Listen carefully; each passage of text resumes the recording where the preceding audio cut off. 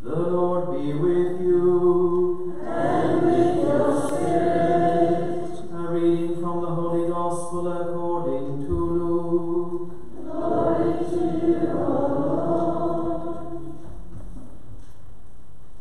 Jesus entered Jericho and was going through the town when a man whose name was Zaccheus made his appearance.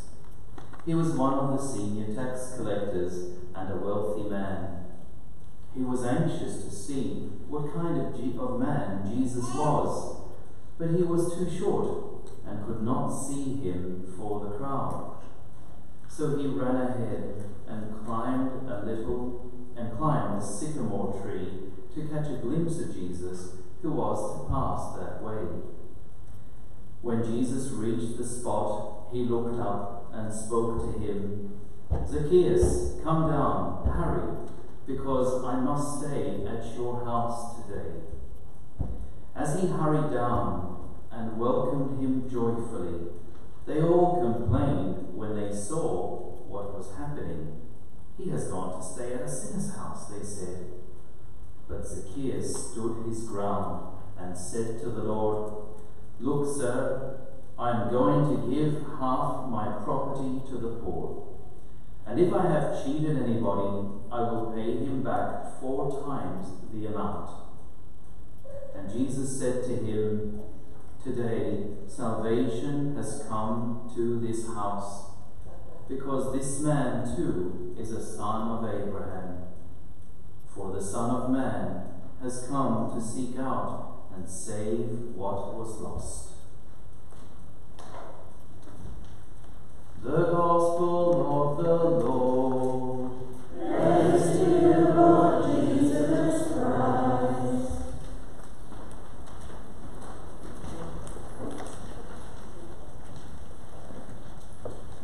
When the Israelites crossed over the Jordan River into the Promised Land, they had to fight a number of battles and conquer various cities that had been placed under what we call the ban. Well, the first one to cop this was in fact the city of Jericho.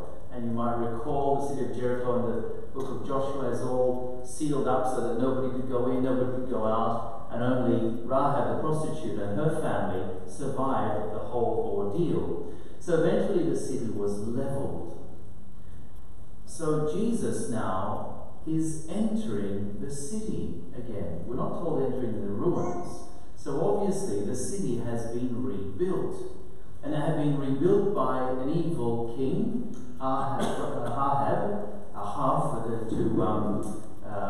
to steal, or to snatch, to grasp in the Hebrew. And he rebuilt the evil city without any instruction from God at all. But that's why, so Jericho we have is a city, it ought to conjure up all sorts of connotations back from the Old Testament, and this would have done so to the first listeners of the Gospel, thinking this is a bad city, we should expect something bad to happen. Sure enough, we're told Zaccheus appears, who was a senior tax collector, we then get his credentials. So, okay, here we go, what's going to happen? But then, like so often happens in the Gospels, there's a nice twist at the end. Now, let's just try and put ourselves into the scene here. So, I don't know what Zaccheus looked like, but I imagine him, not only was he short, but he was fat, and probably a pug nose, and didn't look very beautiful, and he, but he was curious. He was curious. He was a cheat, he knew that, he was hated by the others, and we talked about why the tax collectors were hated so much last week, because they cheated the people, basically. And so he wants to know who Jesus is. And just from a simple little curiosity, God is already mysteriously working there in his heart. Jesus knew in his divine mind what was going to happen. And so curiosity is working through Zaccheus, but in fact the grace of God is working through that simple curiosity.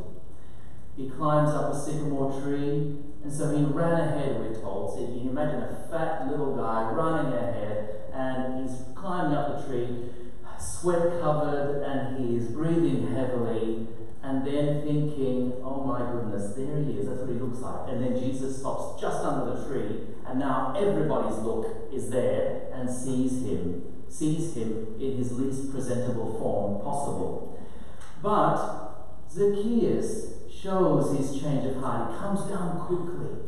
And of course the people complain because that's what people do. And this time though, we're not told it was the Pharisees or the scribes or the Sadducees. It was just they complained. But Zaccheus stands his ground.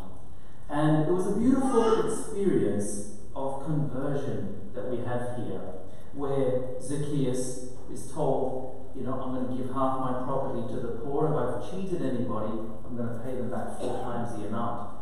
It's a real indication of how wealthy he was, if he could do that. But then something beautiful also happens. Jesus goes into his house. And to be welcomed into the house, hospitality was a great virtue in the time of Christ.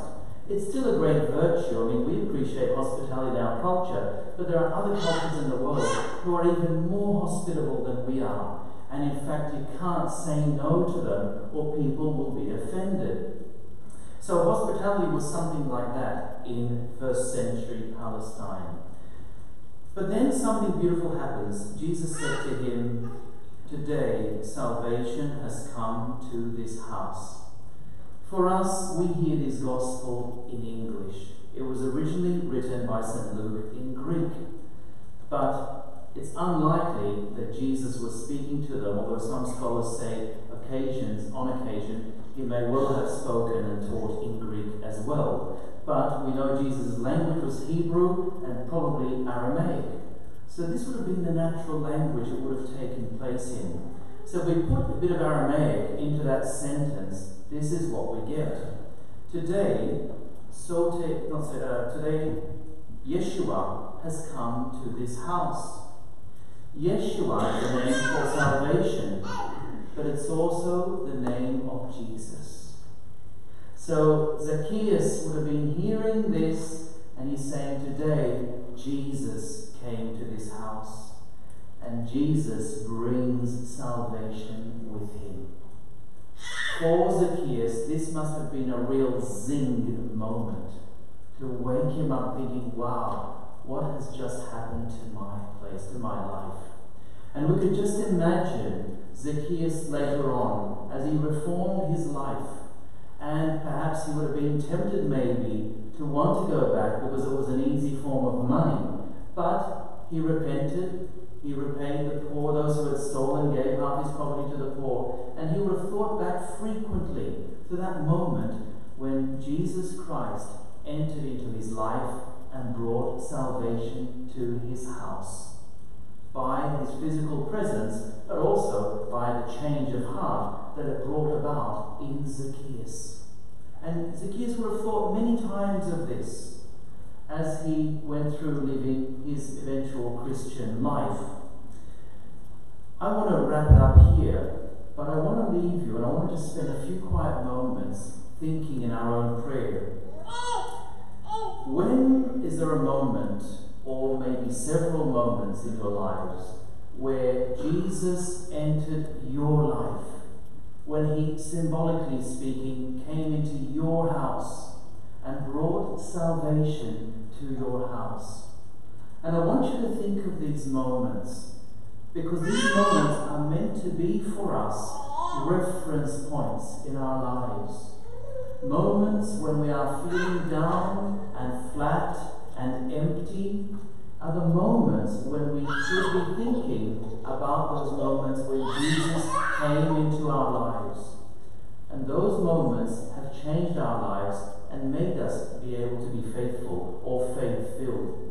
So I just want to leave you there today. I want to spend a few quiet moments just reflecting and talking to our Lord. And if you can't think of a moment, ask him to remind you. Ask him to remind you of those moments so that you can hold on to these. Because believe me, there will be times when your faith is tested and you will fall back on these moments to give you strength.